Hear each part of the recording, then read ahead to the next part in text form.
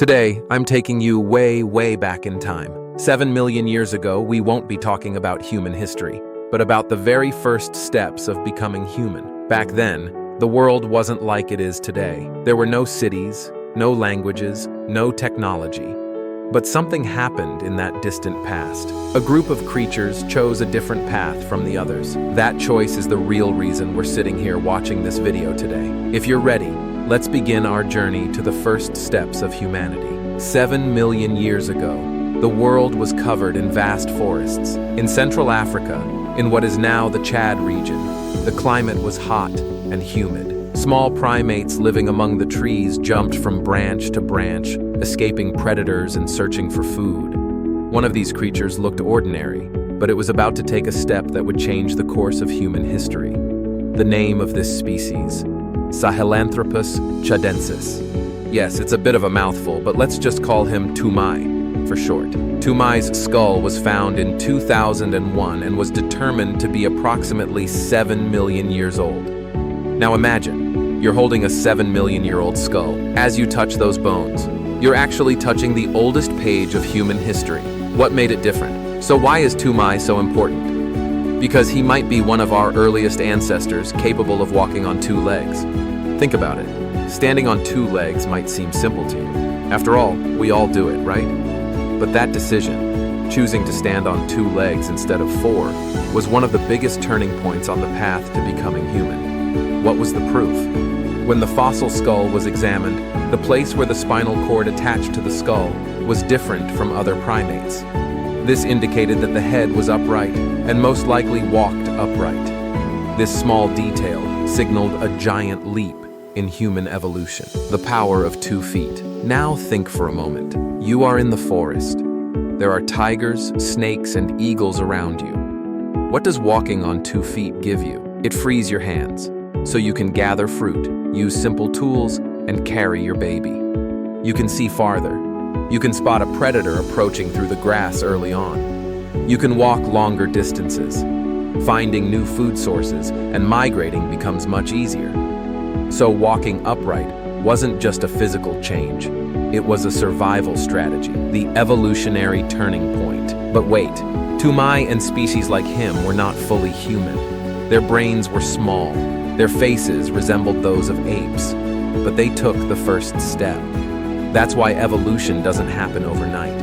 We are here today as a result of millions of years of small changes. The Australopithecus species that came after Toumai had more advanced upright walking abilities. The most famous of these is Lucy, who lived 3.2 million years ago. Lucy walked on 2 legs, just like us. Lucy's discovery was another turning point in humanity's long journey. Time travel. Now imagine, 7 million years ago, you are in the middle of Africa. One morning, as the sun rises, a small group of Sahelanthropus are searching for food in the forest. They are picking fruit from the branches and digging for roots on the ground. Suddenly, a leopard emerges from the bushes. The chase begins. Most run swiftly on all 4s, but some stand upright, run on 2 legs, and throw stones with their hands. Perhaps this very moment was one of those pivotal moments that altered the course of evolution. Chapter 6. The first seeds of culture. So did our ancestors have a culture? Of course, they didn't create art like we do, but they had a social structure. They lived in small groups, protected their young, and shared food. Social bonds were the key to survival. The chances of a lone Sahelanthropus were very low, but living in a group meant safety. This is where the roots of humanity begin: sharing, acting together, protecting each other. The great game of evolution. Think of human history as a movie. The first scene opens 7 million years ago.